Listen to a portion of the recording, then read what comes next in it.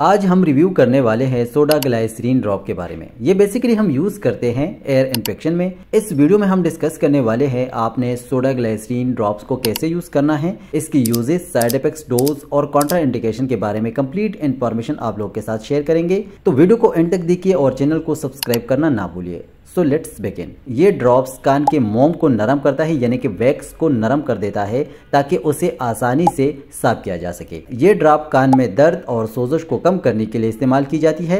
कान में खारिश हो रहा हो तो खारिश को कम करने के लिए इस्तेमाल की जाती है। कान की सफाई के लिए भी आप इस मेडिसिन को इस्तेमाल कर सकते हैं। अब हम बात करते हैं कि ये ड्रॉप्स आपने यूज़ कैसे करना है। इस्तेमाल करने का तरीका ये है कि 4 से 5 कतरे आप दिन में 2 बार कतरों को कान में डालने के बाद चंद मिनट तक एक तरफ सर झुकाकर रखें ताकि कतरे कान के अंदर फैल जाए। दवा को इस्तेमाल करने से पहले अपने डॉक्टर या फार्मासिस्ट से ज़रूर मशवरा करें। अगर हम इसकी साइड इफेक्ट्स की बात करें तो सोडा ग्लाइसरीन ड्रॉप को इस्तेमाल करने के बाद कुछ कॉमन साइड इफेक्ट आपको हो सकते हैं।